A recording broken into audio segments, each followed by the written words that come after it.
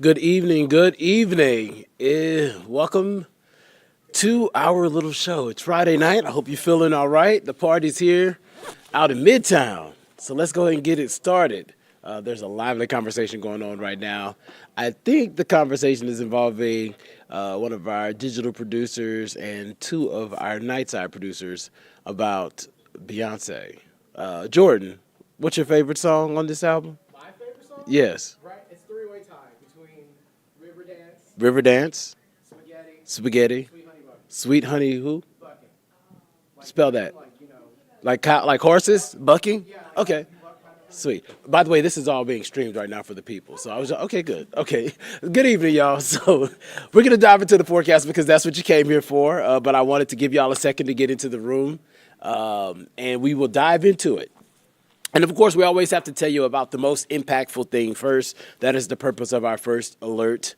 And there is a first alert weather day for Tuesday night into Wednesday morning. Widespread rain and thunderstorms. And we'll dive into the severe weather potential of this, but we do think that there's at least some potential as we head into Tuesday night and Wednesday morning that some of these thunderstorms could be stronger. But that's not stopping us from celebrating the winds, and Mother Nature is really giving us one across the region right now. High pressure nearby giving us lots of sunshine. Really was a gorgeous afternoon. Not sure if you followed our coverage throughout the day, but I was out in Summerhill. True fact, I had never been there until today, and that neighborhood was awesome. Out there at this block party for the Braves game, which they won. And it was the perfect day to be out there because temperatures got into the 70s. So a little bit warmer than we were yesterday by about 5 degrees or so here in the city of Atlanta and the surrounding communities. Still comfortably in the upper 60s here in Atlanta, 68 degrees here and in Locust Grove, 69 Thomaston, 67 over in Rome. A little bit cooler in the Georgia Mountains where temperatures have already fallen to 60 right now in Blairsville.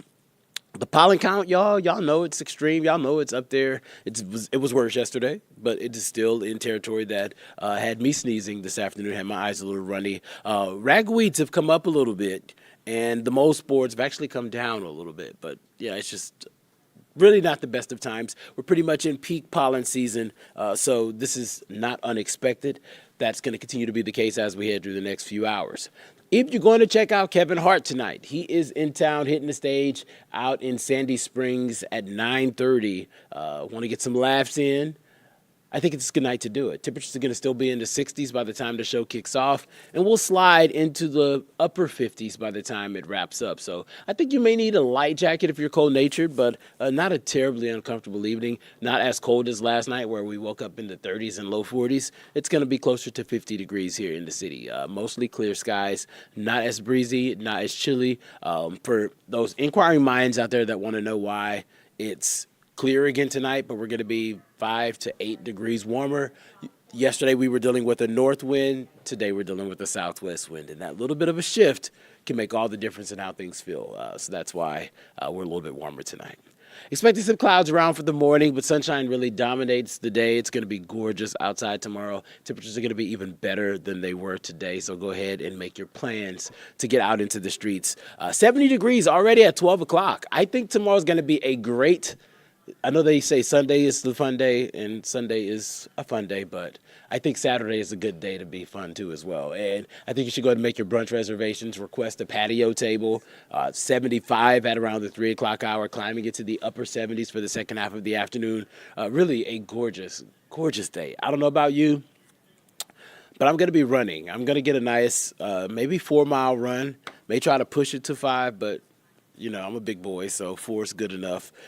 Just really going to be an opportune time to get out and about into the city. And your Sunday forecast is looking even better. There will be a few more clouds around Sunday, but temperatures are still going to be warm. We expect to get into the 80s during the afternoon. So once kids are making their way home from church, maybe getting out, going to an Easter egg hunt, this is going to be a great evening to do that. I know a lot of folks do kind of like potluck dinners on Easter Sunday. Where I'm from, we used to do Easter Sunday dinners at my grandma's house, and she'd bake sweet potato pies. I think that you could do this dinner outside if you wanted to. It is going to be amazing Sunday.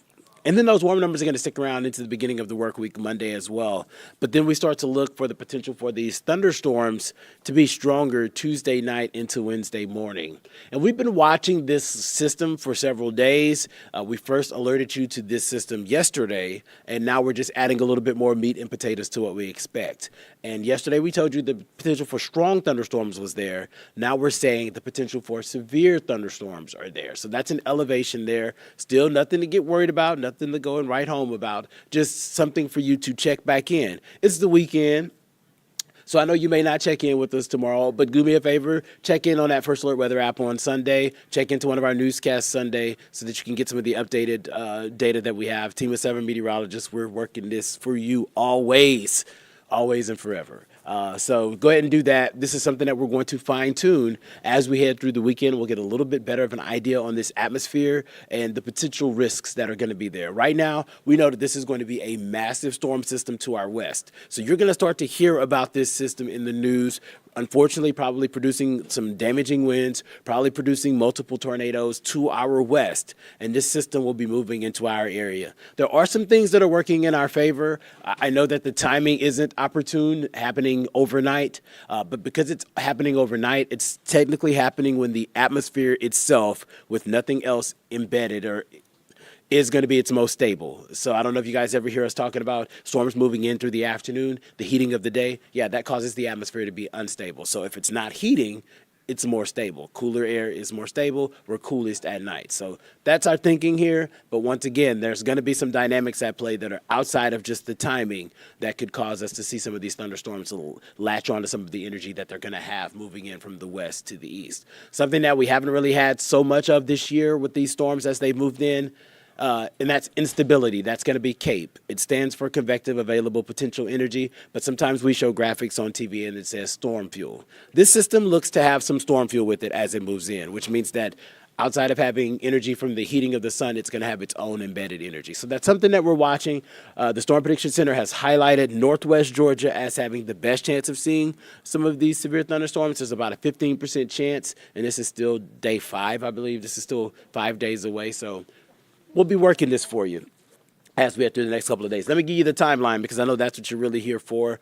And it's going to be cloudy on Tuesday, and there may be a sprinkle out ahead of this line. But we do expect this main line to start to slide into the area roughly 8, 9 o'clock. That's the timing right now. I want to preface this. Most of you all are not new to weather forecasts, but for anyone who is new, 5 days out, we don't actually stick to a timeline. Right now, we're just saying we think this is going to move in the evening. This could shift to being a 6 o'clock evening situation, or this could shift to being a midnight evening situation. That's part of the process.